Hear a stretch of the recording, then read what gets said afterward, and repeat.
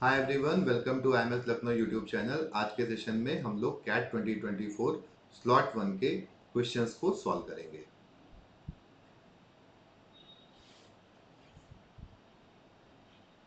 तो क्विकली एक बार क्वेश्चन को हम लोग रीड कर लेते हैं।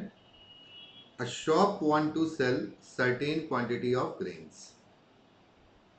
It sells half of the quantity and an additional 3 kilogram of these grains to the first customer। तो पहले कस्टमर को सेल किया जा रहा है कितना, जितना भी ग्रेन्स है उसका हाफ एंड 3 किलोग्राम उसके बाद एडिशनली भी सेल किया जा रहा है। सेकेंड कस्टमर को अगेन देखो क्या सेल किया जा रहा है, half of the remaining and an additional 3 kilogram. Finally the shop sells half of the remaining quantity and an additional 3 kilogram of these grains to the third customer। तो sell करने का pattern same है, every time we are selling half whatever is left उसका half and 3 kilogram additional. तो यहां पे अगर हम शुरुआत में एज्यूम करते हैं कि इनिशियली हमारे पास जो क्वांटिटी थी that was 1 kilogram. So first customer को हम लोगों ने जो सेल किया है वो हाफ सेल किया है और 3 केजी और यहां से लेस हो जाएगा। रिमेनिंग जो बचेगा उसको हम कोई नाम दे देते हैं बी। अब सेकेंड कस्टमर को जो हम सेल करने वाले हैं वो बी का हाफ होगा एंड 3 केजी एडिशनल। रिमेनिंग जो बच जाता है उसको हम नाम दे देते हैं सी। थर्ड को हम जो सेल करने वाले हैं वो सी का हाफ होगा एंड 3 केजी एडिशनल। अब यहाँ पे लिखा हुआ है there are no grains left, so after selling to the third customer जो रिमेनिंग है that is 0। If you solve this you get value of C by two as 3 and C का value आपको क्या मिलेगा 6। अब इस वैल्यू को अगर आप यहां पे रखते हो तो आप नोटिस करो आपको b बाई टू का वैल्यू क्या मिलेगा 9, तो b का वैल्यू क्या मिलेगा 18। अब अगर हम 18 यहां पर पुट करते हैं तो आपको a बाई टू का वैल्यू क्या मिलेगा 21। सो a का वैल्यू क्या मिलेगा 42। सो 42 इज योर आंसर। ये एक क्लासिक क्वेश्चन था। इस तरह के सवाल पास्ट ईयर कैट पेपर्स अगर आपने सॉल्व किए हैं तो वे बैक कैट में इस तरह के सवाल प्रायर में भी आ चुके हैं। तो जिन लोगों ने पास्ट ईयर पेपर्स देखे हैं उनके लिए this would have been a very very easy question. Otherwise also this question is not at all difficult. आप थोड़ा लॉजिकली सोचोगे तो बहुत क्विकली इस आंसर पे पहुंचोगे। इस तरह के सवालों का एक और अप्रोच होता है। अब जैसे ये क्लासिक क्वेश्चंस हैं जिनको आप पहचान सकते हो, पहले भी एग्जाम में आ चुके हैं, तो इन सवालों को सॉल्व करने का एक पैटर्न क्या होता है कि इसको हम रिवर्स अप्रोच से सॉल्व करते हैं। थर्ड कस्टमर को हमने हाफ ऑफ द रिमेनिंग दिया और 3 किलोग्राम दिया। सेकंड को फर्स्ट को बेचने के बाद जो बचा था उसका हाफ दिया और 3 केजी और दिया। फर्स्ट को शुरुआत में जो क्वांटिटी थी उसका हाफ दिया और 3 केजी और दिया। तो अगर हम रिवर्स अप्रोच में जाते हैं तो हम कस्टमर से इन क्वांटिटीज को वापस लेना शुरू करेंगे। तो थर्ड वाले से आप 3 वापस लोगे और हाफ का अपोजिट क्या होता है ट्वाइस। तो 3 वापस लेने पे 0 बचा हुआ है, 3 वापस लेने पे 3 हो जाएगा और 3 का डबल क्या होगा 6। फिर आप सेकंड वाले से 3 वापस लोगे तो 6 प्लस 3 हो जाएगा 9 एंड 9 का डबल क्या होगा 18। फिर आप फर्स्ट वाले से 3 वापस लोगे so this would be 18 plus 3 21 and 21 का डबल क्या होगा 42। तो इस अप्रोच से भी सोच करके हम लोग क्वेश्चंस को क्विकली सॉल्व कर सकते हैं without writing anything. Next question पर मूव करते हैं। तो सेकंड क्वेश्चन देखो, अगेन अरिथमेटिक का सवाल है, प्रॉफिट एंड लॉस के टॉपिक से। क्विकली इसको रीड कर लेते हैं। The selling price of a product is fixed to ensure 40% profit। तो अगर हम यहां पर एज्यूम कर लेते हैं कि कॉस्ट प्राइस है 100 into x, so selling price होना चाहिए इससे 40% ज्यादा यानी कि 140x। आगे देखो क्या लिखा हुआ है, if the product had cost 40% less and had been sold for 5 rupees less. तो अगर ये प्रोडक्ट 40% कम कॉस्ट करता तो उस केस में कॉस्ट प्राइस क्या होता 60x होता। अगर हम 5 रुपीज लेस में इसको सेल करते तो सेलिंग प्राइस क्या होता 140x माइनस 5 हो जाता। अब इस पार्टिकुलर सिचुएशन में बताया गया है कि जो प्रॉफिट हमें मिल रहा है वो है 50%। प्रॉफिट होता क्या है? Profit is selling price minus cost price, and when we represent it in terms of percentage, हमें इसको कॉस्ट प्राइस से डिवाइड करना होता है और 100 से मल्टीप्लाई करना होता है। This is 50। तो अब सिंपली अगर हम वैल्यूज को पुट करते हैं, सो 140x minus 5 minus 60x divided by 60x into 100 is equal to 50. Solving this will give you what? 140 minus 60 is 80x minus 5. इसको we can write 5 by 3. तो इसको 5 से मल्टीप्लाई कर दो, and this 3x multiplied by 50 will give you 150x. 80 into 5 is 400. 400 में से 150 less करोगे तो you will get 250x. 5 into 5 is 25 is equal to 25. So value of x would be 1 by 10. अब इस सवाल में आपसे क्या पूछा गया है? The original selling price of the product. तो अगर आप नोटिस करो तो आपको ओरिजिनल सेलिंग प्राइस क्या है? 140 इंटू एक्स है। तो आप 140 को अगर 1 by 10 से मल्टीप्लाई करेंगे you get 14. So answer to this question would be 14. Next सवाल पे मूव करते हैं। A very very easy question. This one was very very easy. Definitely attempt करने लायक सवाल था ये कैट के एग्जाम में। तो अगला क्वेश्चन देखो, सर्च इंडिसेस टॉपिक से है और यहाँ पे क्या इंफॉर्मेशन आपको दी गई है? a plus b into root n is the positive square root of 29 minus 12 root 5। तो आपको बताया गया है कि जो a plus B root n है ये स्क्वायर रूट है किसका? 29 माइनस 12 रूट 5। तो इसको अगर हम ओपन करते हैं we get a square plus B square into n plus twice of a into B into root n is equal to 29 minus 12 root 5। If we compare both sides what we can say? देखो इस वाले part में तो आपको root जैसा कुछ दिख रहा है तो इसको आप इससे कंपेयर करोगे, और जो फर्स्ट पार्ट है इसका A square n plus B square n, इसको आप इससे कंपेयर करोगे। तो आपको क्या इंफॉर्मेशन मिलती है कि A square plus B square n का वैल्यू हो जाता है 29 और 2ab इंटू रूट एन का वैल्यू हो जाता है माइनस का 12 रूट 5, या हम कह सकते हैं a into B into root N की वैल्यू आएगी माइनस 6 रूट 5। तो दो यहां से आपको रिजल्ट्स देखने को मिल रहे हैं। और इस सवाल में क्या गिवन है? a and b are integers, n is a natural number और आपको फाइंड आउट करना है maximum possible value of a plus B plus n. तो हमें कहीं ना कहीं a की वैल्यू, b की वैल्यू, n की वैल्यू को फाइंड आउट करने के लिए अब काम करना होगा। तो let's have help of these two equations to get the value.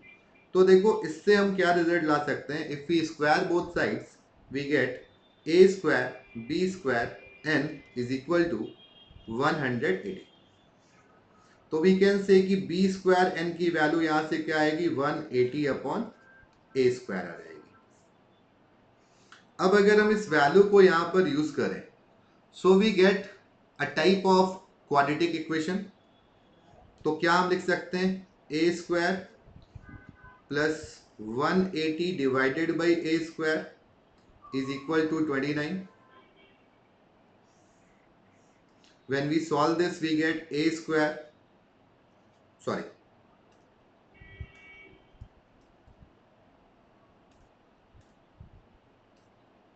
we get a to the power 4 minus 29a square plus 180 is equal to 0। Factorise कर लो इसको, बहुत इजी सा फैक्टराइजेशन है, 20 and 9। तो we may write a square minus 9 a square minus 20 is equal to 0। तो आपको ए square के लिए दो पॉसिबिलिटीज दिखती हैं, one is 9 and second is 20. But if you notice A and B both are integers, तो हम कह सकते हैं कि भाई 20 तो हो ही नहीं सकता. On the basis of this we can say कि ए का वैल्यू प्लस या -3 आ सकता है. अब अगर ए का वैल्यू प्लस या -3 है तो हम कह सकते हैं बी का वैल्यू कितना आएगा. इस पहली इक्वेशन को देखिए, तो जब हम ए स्क्वायर में बी स्क्वायर एन ऐड करते हैं तो हमें 29 मिलता है. ए स्क्वायर 9 है, तो वी कैन से कि बी का वैल्यू तो नहीं पता, but B square into N का वैल्यू क्या आएगा, 20 आएगा. अब हमें यह भी बताया गया है कि बी की वैल्यू क्या है, इंटीजर है, बी भी एक इंटीजर है. एन क्या है, एन एक नेचुरल नंबर है. अब बी स्क्वायर इंटू एन क्या है, 20 है. ये बात भी हमें मालूम है. और भी कुछ कुछ बातें आपको बताई गई हैं इस सवाल में जो इंपॉर्टेंट है, तो अब उन बातों को भी हम लोग नोटिस करते हैं. अब जैसे देखो, सबसे पहली चीज क्या लिखी थी, पॉजिटिव स्क्वायर रूट. तो हमें एक रिजल्ट तो ये मिलना चाहिए कि a plus B root N की जो भी वैल्यू है हमेशा ग्रेटर देन 0 आनी चाहिए.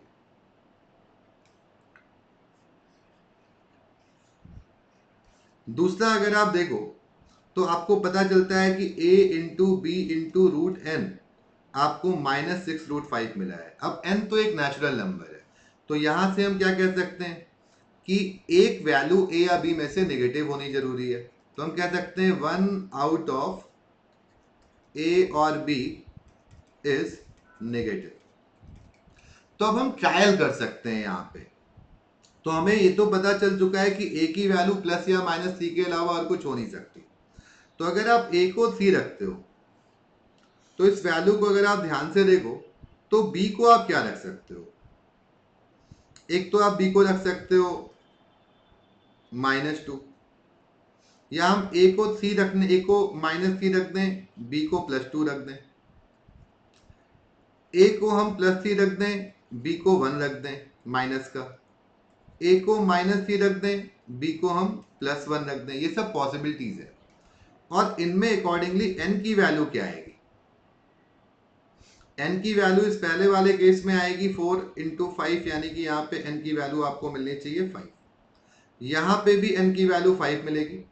यहाँ पे n की वैल्यू क्या मिलेगी, इसको अगर आप ध्यान से देखो, अगर b 1 है या -1 है तो n का वैल्यू 20 आपको मिलेगा. और यहाँ पर भी n आपको क्या मिलेगा, 20. अब इस पर्टिकुलर केस में अगर हम देखें तो आपको a plus B root N,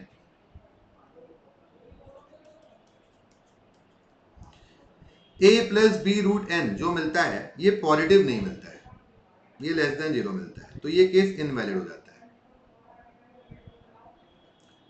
इस केस में अगर हम देखें तो आपको a plus B root N greater than 0 मिलता है, तो ये एक वैलिड केस है. इस थर्ड केस में अगर हम जाते हैं तो आपको a का वैल्यू 3 मिल रहा है, और अगर आप b स्क्वायर, अगर आप b इंटू रूट एन करोगे तो नेगेटिव में आपको 3 से बड़ी वैल्यू मिलेगी, तो ये भी इनवैलिड केस है.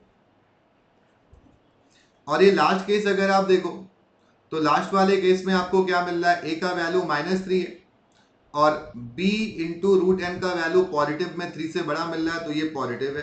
तो ये भी एक वैलिड केस है, क्योंकि ये लिखा हुआ है कि a plus B root N जो आपको वैल्यू मिली हुई है ये कैसी होनी चाहिए, पॉजिटिव होनी चाहिए. तो अब इन दो केसेस में अगर हम वैल्यू को कैलकुलेट करते हैं तो फर्स्ट केस में आपको वैल्यू मिलती है 5 + 2 - 3 विच इज 4, जो ऑप्शन में दी हुई है. लेकिन अगर हम देखें तो आपसे क्या पूछा गया, maximum possible value. So in the second case the value which you get is 20 + 1 - 3. 20 + 1 - 3 is 18. So 18 should be your answer. However, 22 is also given in the option, but it is not a possible one. 6 is also given in the option, but it's impossible. क्योंकि 6 और 6 तो वैसे भी देखो बड़ी value नहीं है, but 22 अगर आप कहते हो कि भाई मैक्सिमम है, बट 22 में जो स्क्वायर रूट का वैल्यू मिल रहा है a plus B root N, वो आपको पॉजिटिव नहीं मिल रहा है, तो that is not a valid answer. So this was a very good question. I won't say this was easy and easy one.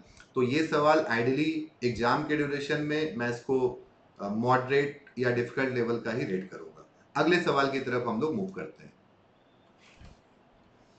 तो अगला सवाल देखो, मिक्सचर एलिगेशन टॉपिक से है, अगेन अरिथमेटिक का सवाल है। एक बार क्विकली इसको हम लोग रीड कर लेते हैं। A glass is filled with milk, 2/3 of its content is taken out and replaced with water. If this process of pouring out 2/3 of the content and replacing with water is repeated 3 more times. तो आप total इस activity को 4 बार कर रहे हैं, एक बार किया और 3 बार और रिपीट कर रहे हो।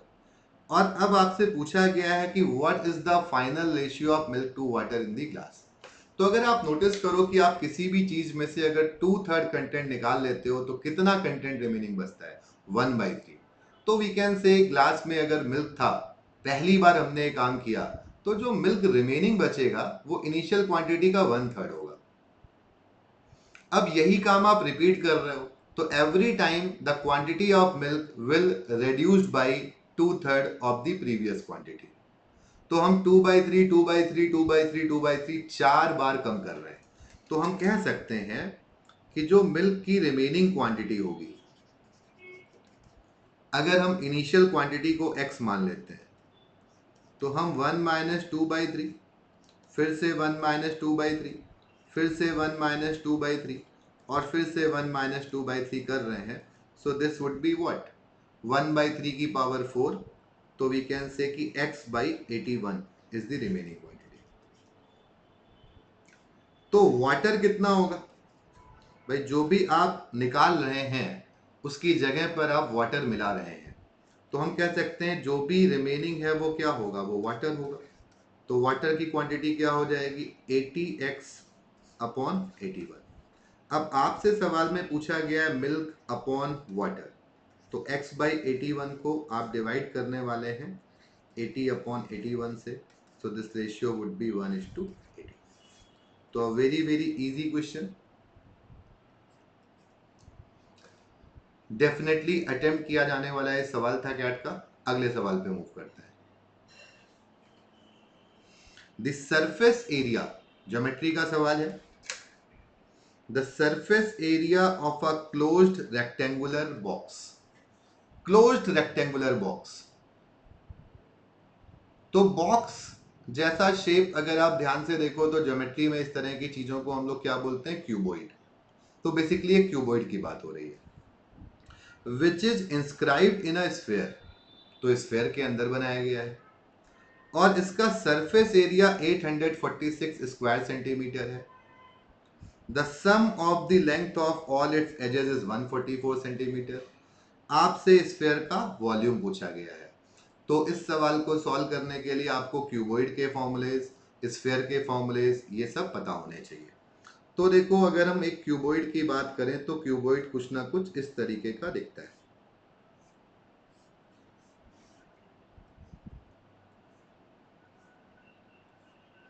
इसमें एक एज को हम लोग लेंथ बोलते हैं, एक को ब्रेड्थ बोलते हैं और एक को हाइट बोलते हैं। अब इस सवाल में बताया गया है कि ये जो क्यूबॉइड है ये एक स्फेयर के अंदर इंस्क्राइब्ड है, मतलब अंदर बना है। तो अब अगर आप नोटिस करो, इन दो पॉइंट्स को हम अगर कुछ नाम दे देते हैं पी क्यू, तो ये जो पी क्यू है ये क्यूबॉइड के लिए तो लॉन्गेस्ट डायगोनल का काम कर रहा है, लेकिन स्फेयर के लिए क्या हो जाता है, स्फेयर के लिए हम लोग बोल सकते हैं कि P Q is the diameter which is twice of radius. अब लॉन्गेस्ट डायगोनल होता क्या है किसी क्यूबॉइड का, तो क्यूबॉइड का लॉन्गेस्ट डायगोनल होता है under root length square plus breadth square plus height square. तो ये वैल्यू ट्वाइस ऑफ आर के बराबर है, ऐसा हम लोग बोल सकते हैं। सवाल में हमसे पूछा गया स्फेयर का वॉल्यूम, जिसके लिए हमें डेफिनेटली रेडियस को कैलकुलेट करना होगा। इसको कैलकुलेट करने के लिए सवाल में जो फर्दर इंफॉर्मेशन है उनको यूज करना होगा। तो पहली चीज बताई गई सरफेस एरिया। तो सरफेस एरिया क्या होता है, surface area is 2 times L into B plus B into H plus H into L, and this value is given as 846. Sum of the length of all the edges, तो किसी cuboid में कितनी edges होती हैं, देखो 1 2 3 4, और 4 इसके back side में मिलेंगी 8। उसके अलावा ये 9 हो गया, ये 10 हो गया, ये 11 हो गया और ये नीचे वाली 12 हो गया। तो हम कह सकते हैं 4 तो इसमें लेंथ मिलती है और 4 आपको ब्रेड्थ मिलती है और 4 जगहों पे हाइट मिलती है। सबको ऐड करने पे वैल्यू बताई गई है 144। तो यहाँ से आपको पता चलता है कि L plus B plus H की वैल्यू क्या हो जाएगी, 4 से डिवाइड कर दोगे, दिस वुड बी 36। अब अगर हमें इस पे पहुंचना है तो what we can say, we can say कि इफ वी स्क्वायर, क्या रिजल्ट मिलता है, L square plus B square plus H square plus twice of L B H H L. अब ये वैल्यू आपको ऑलरेडी मालूम है 36, square of 36 is 1296। L square plus B square plus H square is something जो हमें calculate करना है, निकालना है। ये वैल्यू आपको ऑलरेडी गिवन है 846। तो we can say L square plus B square plus H square की वैल्यू आपको मिलती है 450। अब अगर आप नोटिस करो तो 2r क्या था, स्क्वायर रूट था L square B square H square का। तो हम कह सकते हैं कि ये वैल्यू 4r स्क्वायर के बराबर होगी, या हम कह सकते हैं कि जो r स्क्वायर की वैल्यू है ये क्या आएगी 450/4। 450 को 4 से डिवाइड करोगे तो नीचे 2 आ जाएगा, ऊपर में आ जाएगा 225। तो r की वैल्यू क्या होगी, r की वैल्यू होगी 15 डिवाइडेड बाई रूट 2। 225 का स्क्वायर रूट क्या होता है 15। अब हमसे इस सवाल में पूछा गया वॉल्यूम, तो स्फेयर के वॉल्यूम का क्या फॉर्मूला होता है 4/3 pi into r cube. So this should be 4/3 into pi. Pi का वैल्यू हमें रखने का जरूरत नहीं है बिकॉज सभी ऑप्शंस में पाई गिवन है। और आर क्यूब की जगह हम क्या लिख सकते हैं 15 इंटू 15 इंटू 15 डिवाइडेड बाई √2 का क्यूब करोगे तो आपको वैल्यू क्या मिलेगी 2 इंटू √2। 2 से हो जाता है 2 कैंसिल, 3 से अगर हम 5 को कैंसिल कर दें तो ये 225 है और ये 5 है। 225 इंटू 5 इज 1125। √2 से 2 को डिवाइड करोगे तो पाई आपको मिलेगा और √2 मिलेगा। So answer should be the third one, 1125 pi into √2। So though this question is a very straightforward if you know the formula, but I won't rate it an easy one because it would take time. तो इसको बहुत जल्दी solve नहीं किया जा सकता है। तो ये जब आप कैट का एग्जाम राइट करते हो तो फर्स्ट राउंड में जो बहुत इजी सवाल आप ढूंढ के सॉल्व करते हैं उसमें सवाल नहीं आएगा। डेफिनेटली सेकेंड राउंड में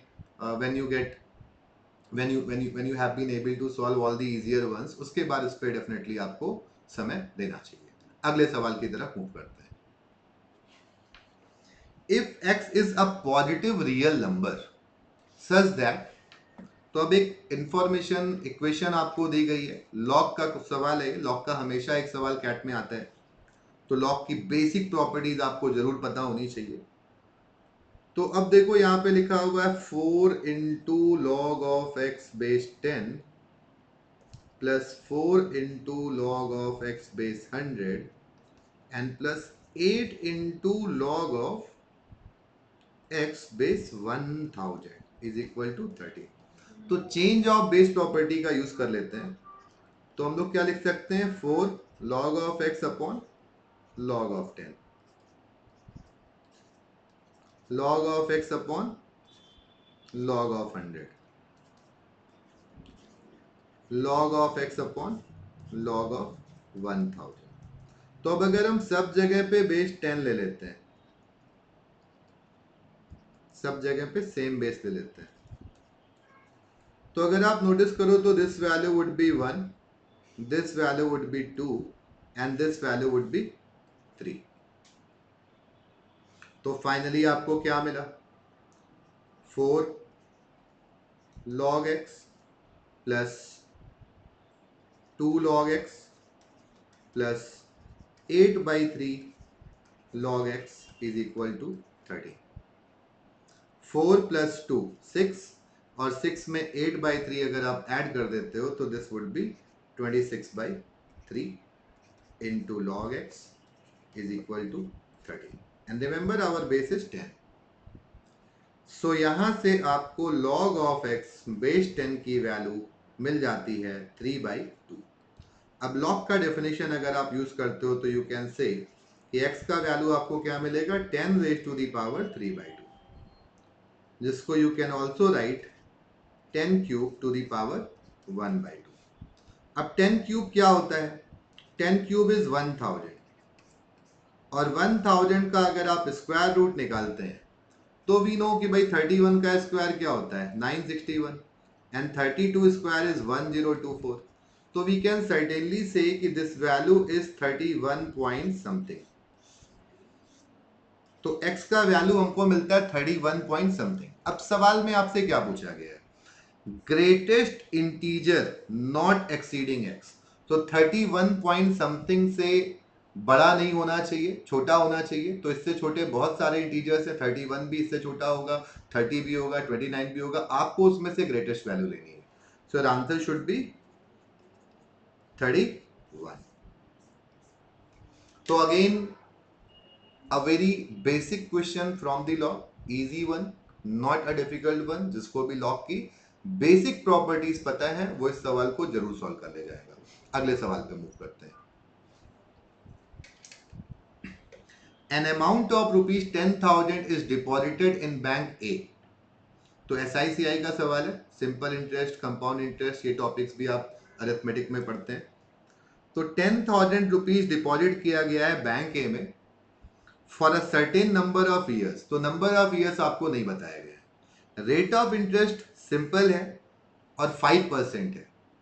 तो हम कह सकते हैं कि अगर हम 10,000 रुपए इन्वेस्ट कर रहे हैं, 10,000 रुपीज इन्वेस्ट कर रहे हैं, n ईयर्स के लिए कर रहे हैं, तो अगर हम देखें तो इसका 5% क्या आता है, 5% of 10,000 would be equal to